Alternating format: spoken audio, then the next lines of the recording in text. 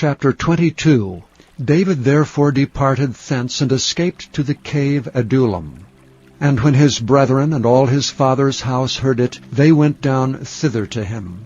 And every one that was in distress, and every one that was in debt, and every one that was discontented, gathered themselves unto him, and he became a captain over them. And there were with him about 400 men.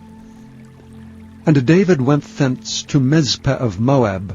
And he said unto the king of Moab, Let my father and my mother, I pray thee, come forth and be with you, till I know what God will do for me.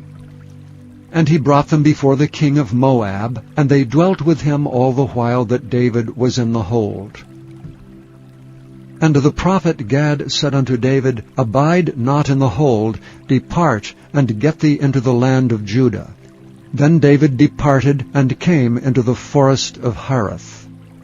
When Saul heard that David was discovered, and the men that were with him, now Saul abode in Gibeah, under a tree in Ramah, having his spear in his hand, and all his servants were standing about him. Then Saul said unto his servants that stood about him, Hear now, ye Benjamites, will the son of Jesse give every one of you fields and vineyards, and make you all captains of thousands and captains of hundreds, that all of you have conspired against me? And there is none that showeth me that my son hath made a league with the son of Jesse?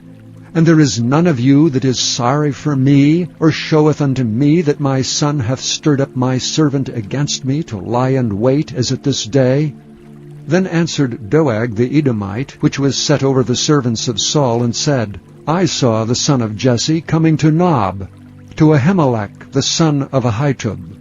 And he inquired the Lord for him, and gave him victuals, and gave him the sword of Goliath the Philistine. Then the king sent to call Ahimelech the priest, the son of Ahitub, and all his father's house, the priests that were in Nob. And they came all of them to the king. And Saul said, Hear now, thou son of Ahitub.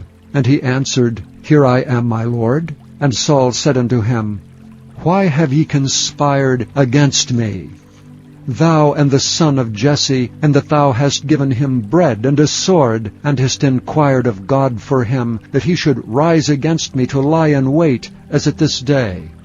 Then Ahimelech answered the king and said, And who is so faithful among all thy servants as David, which is the king's son-in-law, and goeth at thy bidding, and is honorable in thine house? Did I then begin to inquire of God for him? Be it far from me. Let not the king impute anything unto his servant, nor to all the house of my father. For thy servant knew nothing of all this, less or more. And the king said, Thou shalt surely die, Ahimelech, thou and all thy father's house. And the king said unto the footmen that stood about him, Turn and slay the priests of the Lord, because their hand also is with David, and because they knew when he fled, and did not show it to me. But the servants of the king would not put forth their hand to fall upon the priests of the Lord. And the king said to Doeg, Turn thou and fall upon the priests.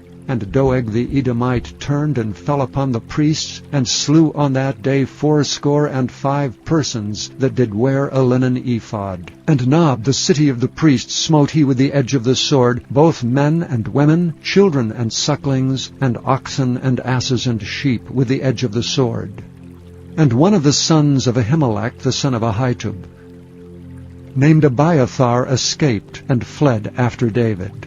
And Abiathar showed David that Saul had slain the Lord's priests. And David said unto Abiathar, I knew it that day, when Doeg the Edomite was there, that he would surely tell Saul, I have occasioned the death of all the persons of thy father's house. Abide thou with me, fear not, for he that seeketh my life seeketh thy life. But with me thou shalt be in safeguard. Chapter 22.